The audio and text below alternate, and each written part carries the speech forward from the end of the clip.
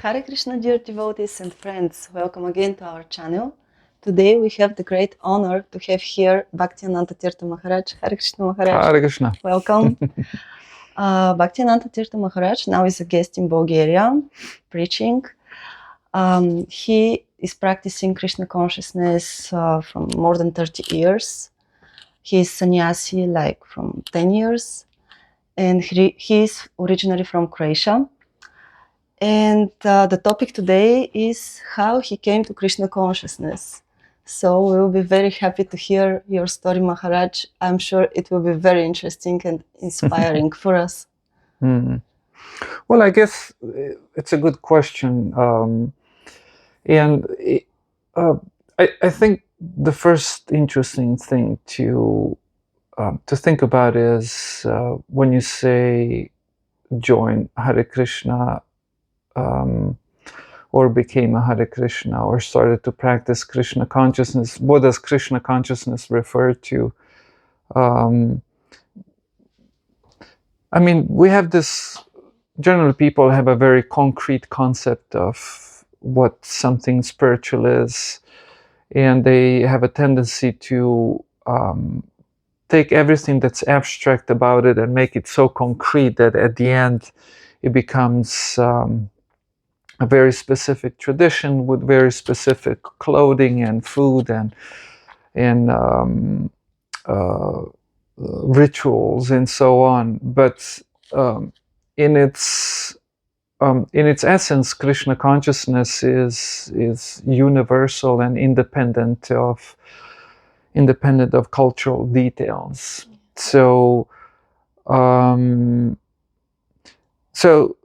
my first interests in Krishna consciousness were provoked back in the 1980s, and it was a fruition of first being frustrated with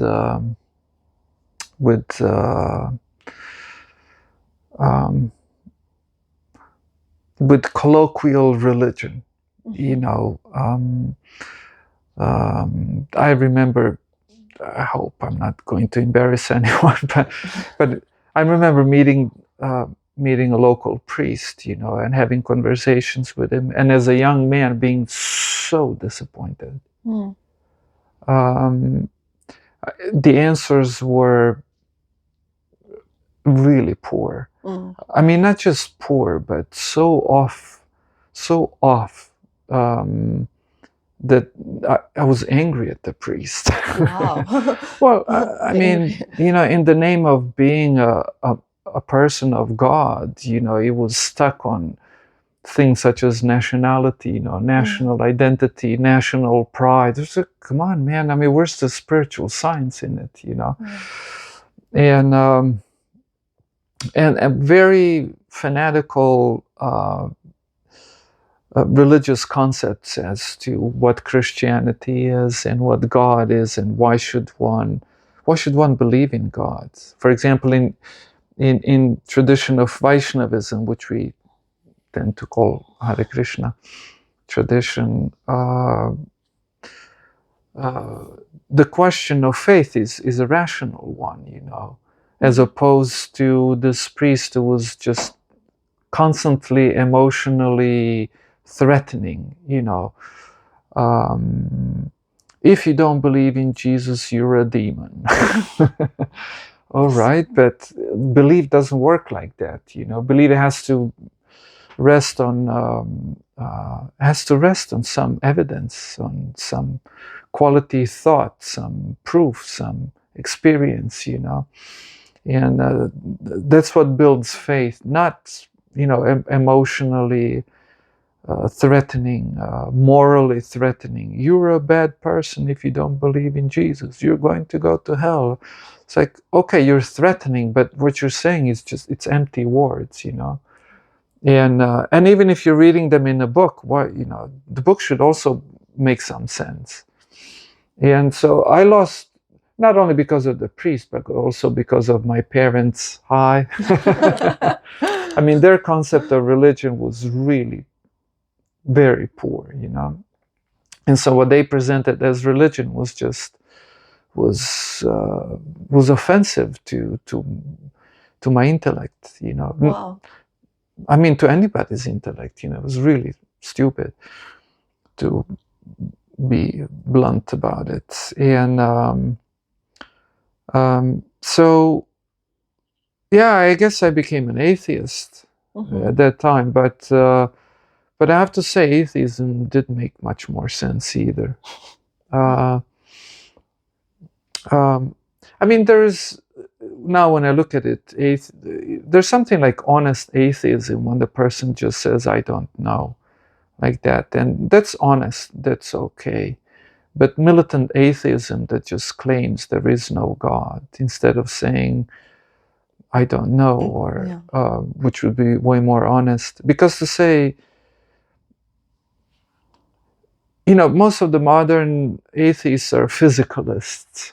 In other words, they reduce everything to physical matter. Yes. And their sciences, their methodologies for studying reality are physicalist methods.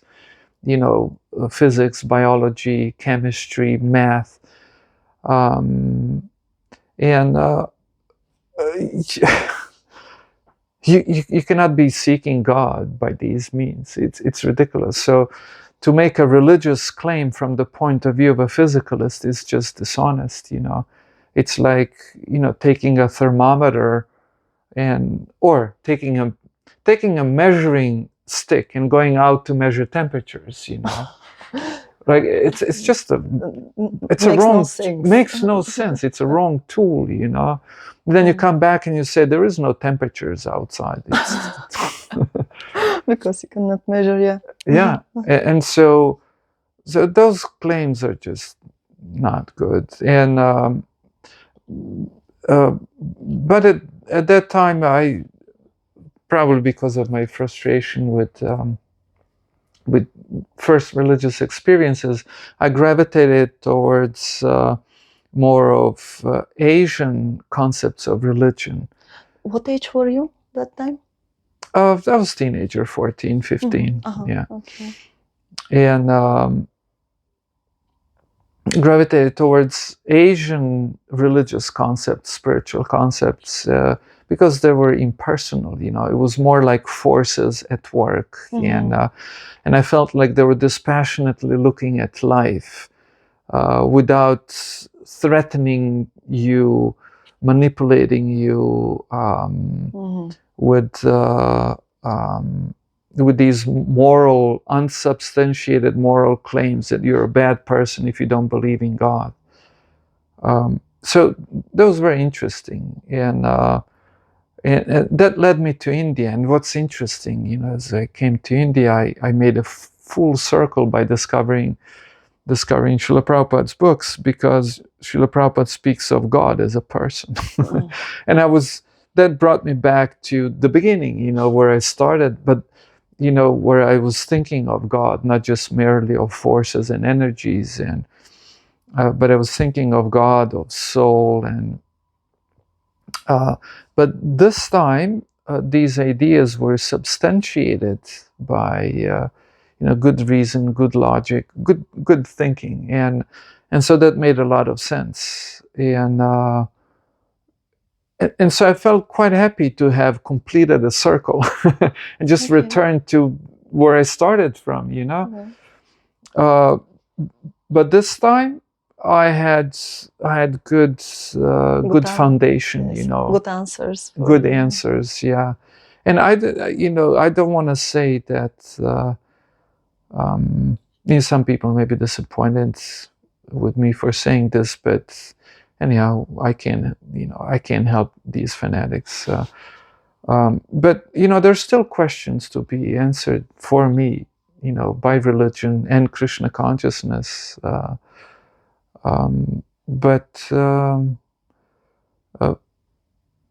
those are minor questions, Those are minor questions, and when you put it all on scale, at least for me, the theistic side is way more heavy, And not only that it makes more sense, but it's also way more useful. Like even if you were to reduce your search, even if you were to reduce your search for truth to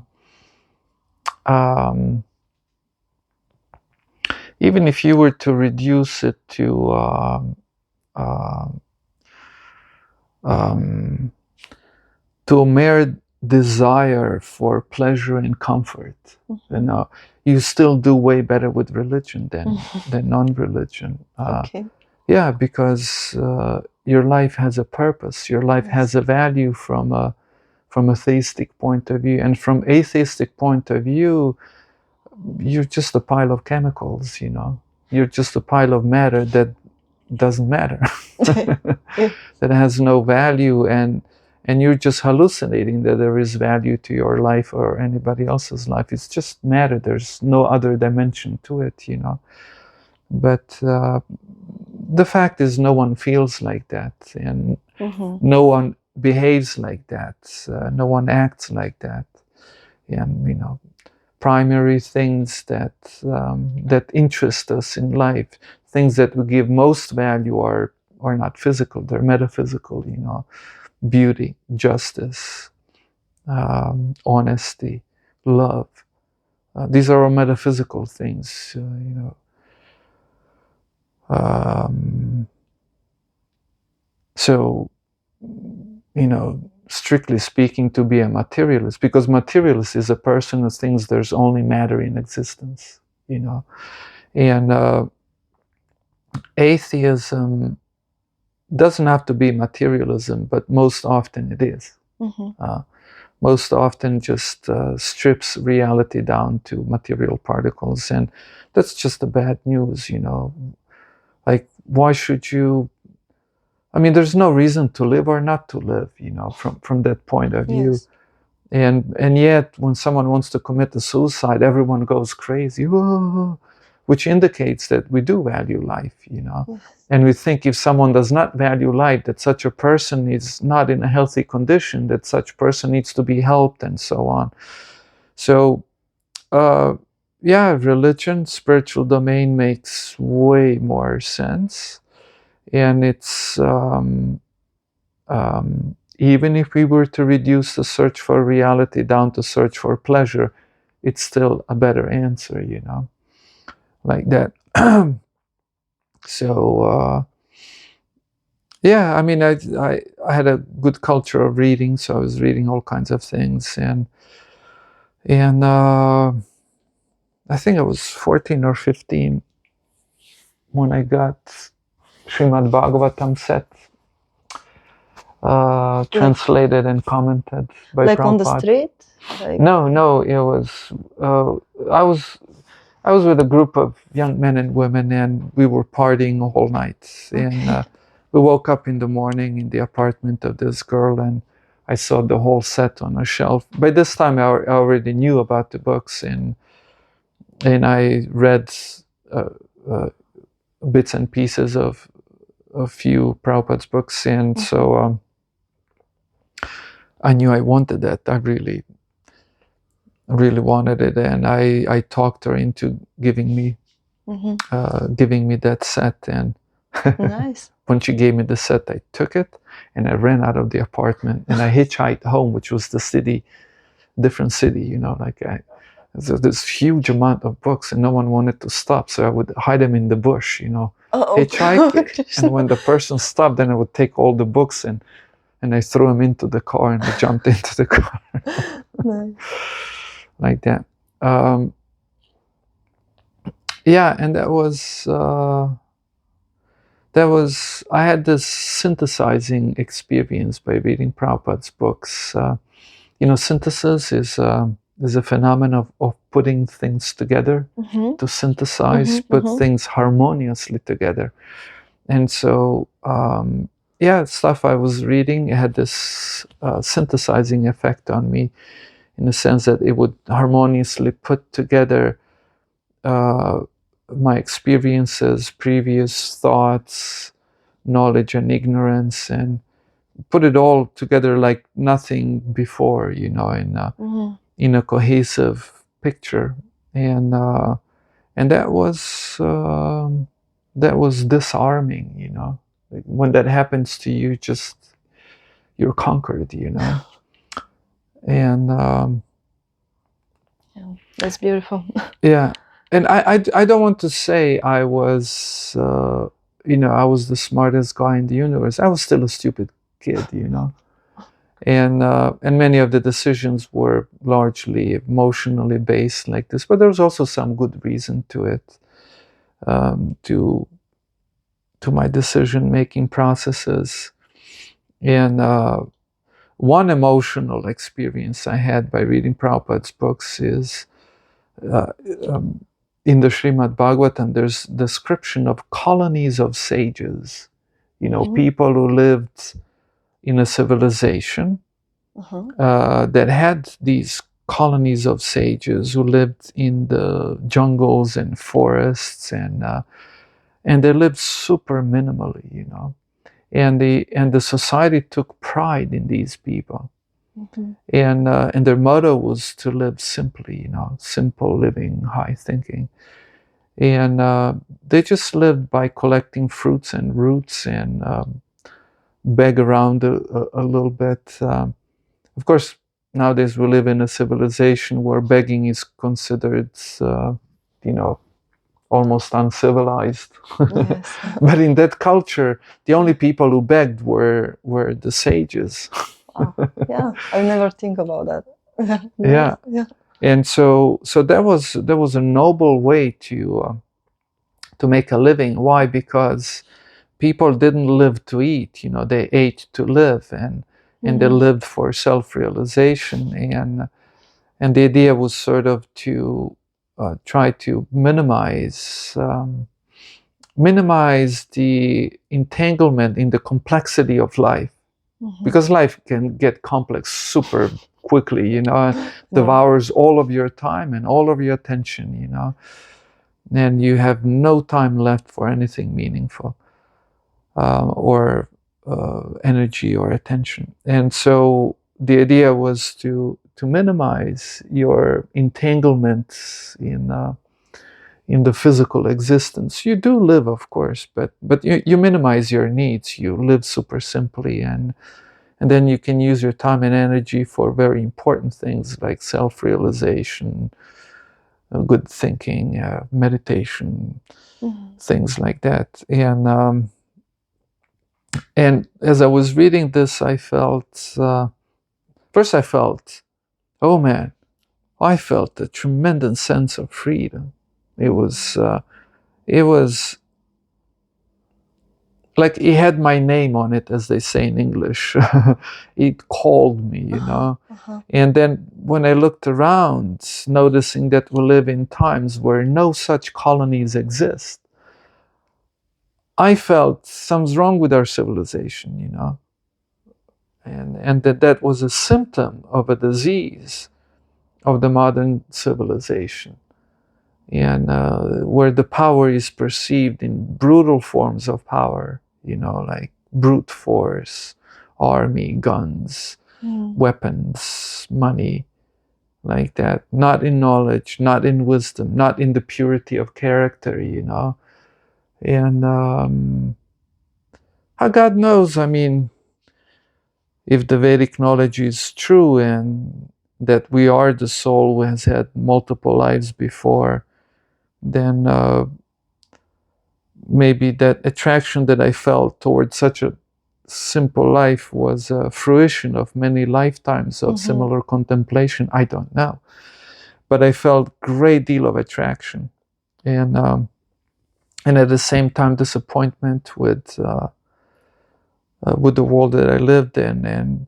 And I started to lose interest in many things. Like parties, like... Yeah, parties. Yeah, that was... Because you were a teenager. Yeah. But you know, I was losing interest in school, for example. Not that I didn't like education. I spent considerable amount of time studying, you know, reading different literature and that. But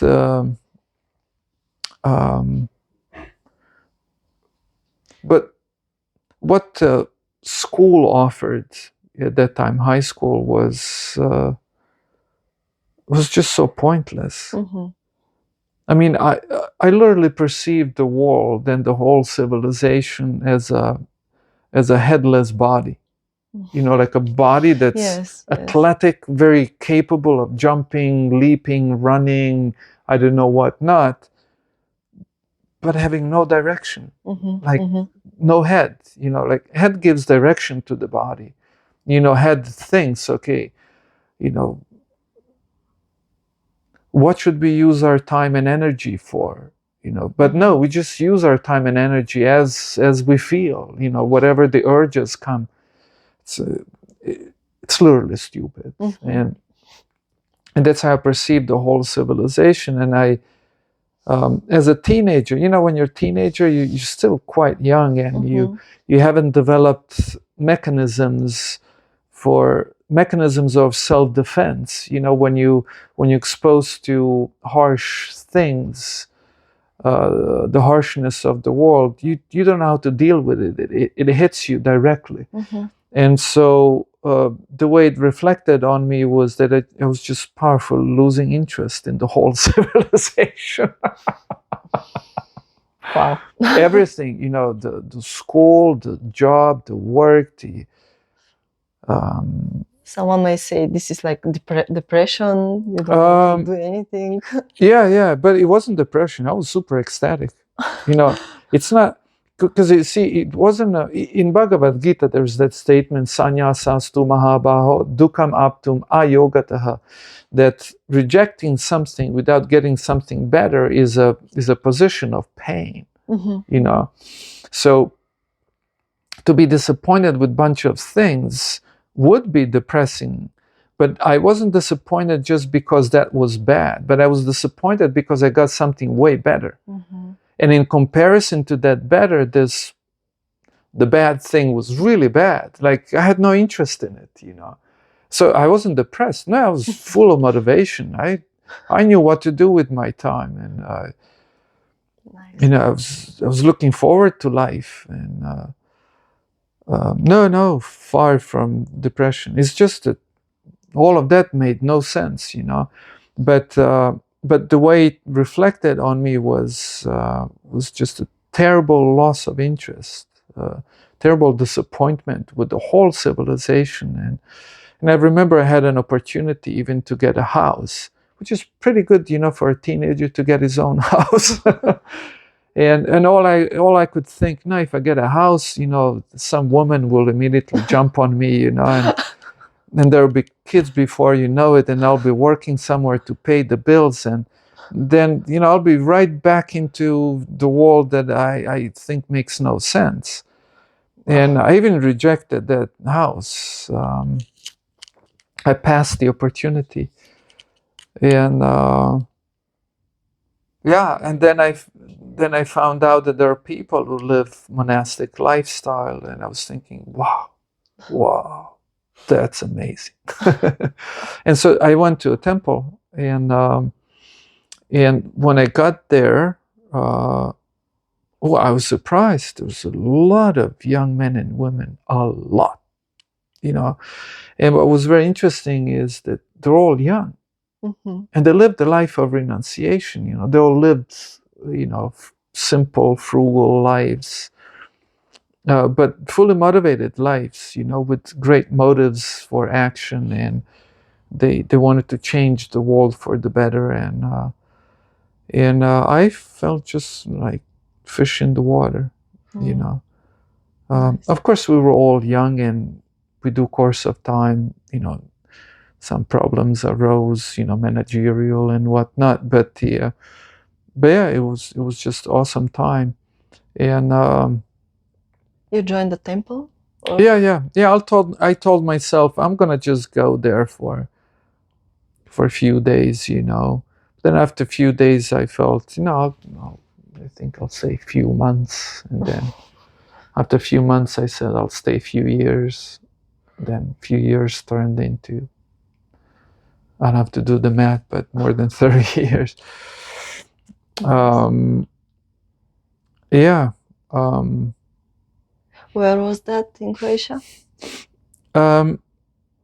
So I grew up on the Adriatic coast, the town of Vodice, maybe very popular tourist destination. And the temple that I went to was not the closest one because I didn't want to be too close to my hometown. Yeah, I wanted to sort of cut, cut the connections. I went to our temple in Rijeka, which is at the beginning of Istria Peninsula. What age were you when you joined the temple? I can't remember whether it was 19 or 20, something like that. Okay. Yeah. Some or other, so it was not even, no, I was 20. Yeah. So I was 20. I was 20, yeah. Nice. I was 20. Just served my military term. Okay. I did that, and then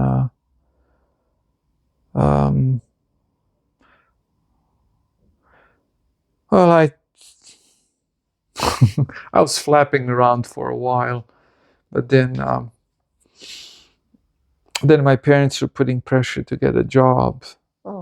And I was never a lazy fellow, but kid with that kind of worldview couldn't work, Not that I couldn't work, but I couldn't work just any job, Like job had to have a good purpose, and I couldn't see any purpose in it, and so I just couldn't work. But I wanted to be active, and as a matter of fact, when I joined the Hare Krishna temple, I was definitely not lazy. Fully engaged in all kinds of endeavors like that. Nice. Can you tell us something about after you joined the temple? Maybe something about your life after that? My life after I joined the temple. I remember once there was some very interesting detail, before I encountered Krishna consciousness, I wasn't on a vegetarian diet. I was eating meat, and typical. And my teeth were just getting bad, and like the dentist couldn't fix them as fast as they were. Wow.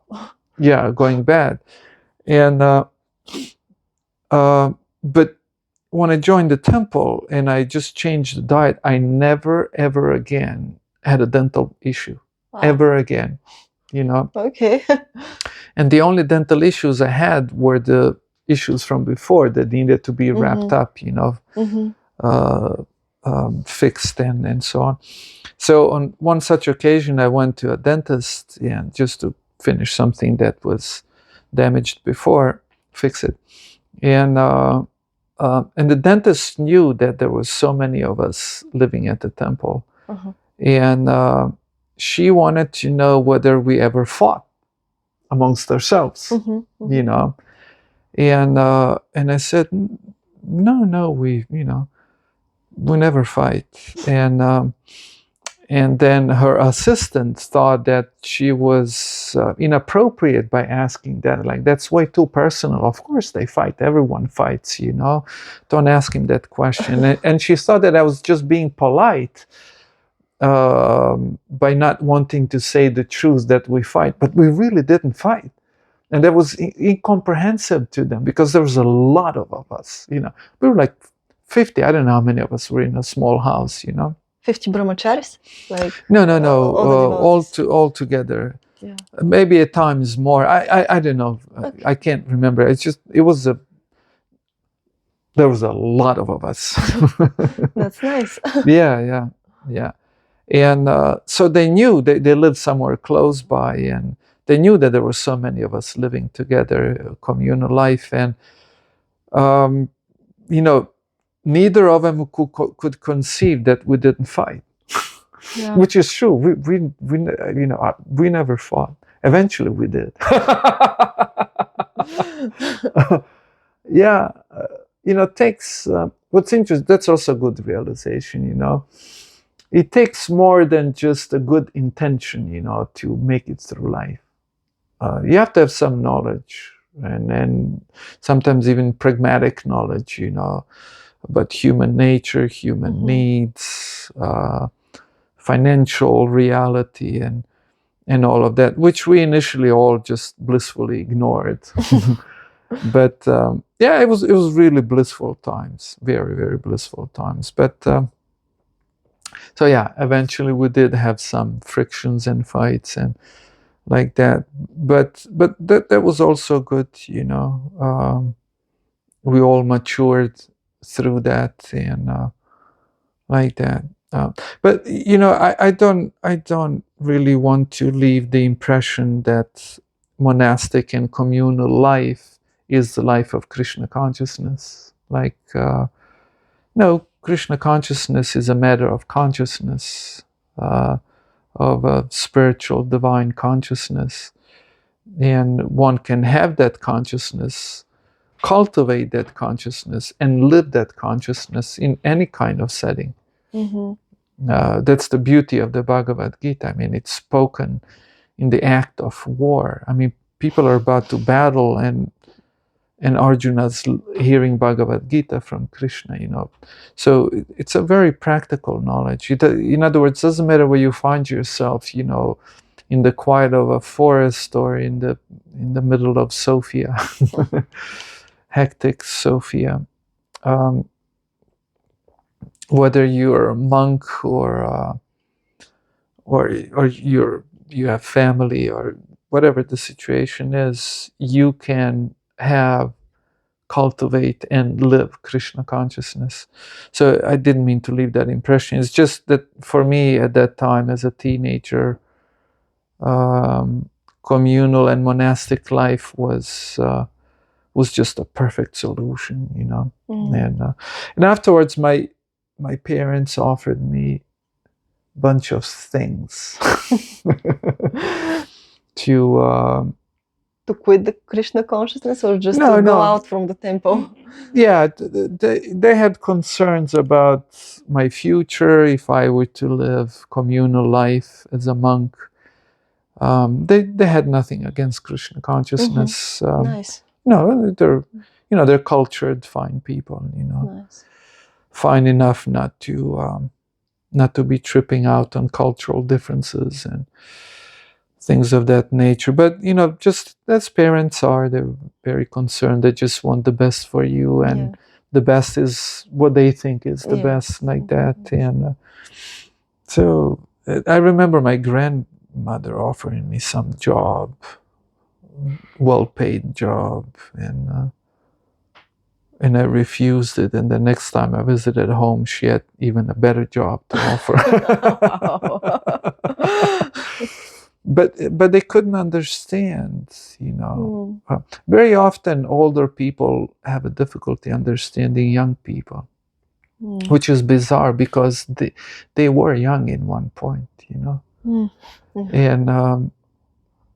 And I think that's because people get lost in their present situation. And then they forget what is it like to be in a different situation. It's because you see, when you're young, I mean, you're meeting this world, and this world is a beautiful and a horrible place, and everything in between. There's a lot of dimensions to this world, and when you're young, it hits you quite directly. Do you know what pecking order is? Mm-mm. Pecking order. Do you know what it means to peck? Like chicken pecks. Okay. Yeah. What's the Bulgarian word? Pecking. The sekovesh. Yeah, I guess in Croatian, kvocati. Kovesh. Okay. Yeah, it's probably similar. Has the same root. So pecking order is an order in which animals feed. Mm-hmm. In other words, when you put food, then the strongest animal goes feed first, and the second, and like this, according to the hierarchy of dominance of the group, you know. And you have that also in human organizations, in human society, and people strive to be on the top of the pecking order. And typically, the power you get in a modern society is through most often through money. You know, more money, higher up you're in the pecking order, like that. But that's not the only hierarchy. Like for example, you enter the teenage, and then there's the mating ground, you know, the mating rituals, you know, the attraction between girls and boys, and the way the boys choose, the way the girls choose. It's a jungle, you know. And most people don't think about it, but I always thought about everything. And then, you know, I could see that there are certain rules, you know, that govern that field, like that. And many of those rules to me were just embarrassingly stupid, you know, and embarrassingly animalistic. And but not only that, you know, as a young person, you're entering a world within which you need to now find your place, you know. And this is all interesting, how it reflects on a young person and what the young person experiences, and so it's interesting to see that people, when they grow older, they forget what is it like, you know, to go through these intensely transformative times. And so the way I went through it was that lost interest in the modern civilization, and was very much attracted to the monastic lifestyle. But now, in retrospect, you know, I'm 50 now. I was 20 then, so 30 years have gone by. I don't think that's necessary solution for all. That's a, you know, answer to all of the question that you should live a communal life or you should live a monastic life. But Krishna consciousness, I think everyone should live that. Because you see, that Krishna consciousness is the substance of, like a foundation of all of the existence, you know. And so when we seek Krishna consciousness, we're seeking this universal foundation. And I don't want to say that this foundation is found only in the Hare Krishna movement. No, it's found in other traditions too. And every tradition has its take on it. But I think every honest person who's seeking truth is seeking absolute truth. And the absolute truth is impervious to cultural differences, you know, to any differences, any temporal differences of this world which come and go, you know. So that's that eternal foundation, and the heart of it all. As Krishna says in the Bhagavad Gita, a very good analogy, that Krishna is like the thread upon which all the pearls rest. You know, like if you have a necklace of pearls, you don't see the thread, but it's holding everything. That's just an analogy, and every analogy is limited, of course, but that's the point. And so, yeah, Krishna consciousness is that eternal foundation for everyone, the absolute truth. And that I recommend to everyone. Okay, Maharaj, thank you very much for your inspiring words. It was very nice. And your story also is very inspiring. So, Hare Krishna. Yeah, thank you for the kind invite. We chatted a bit, but we'll chat, I guess, some other occasion, some more.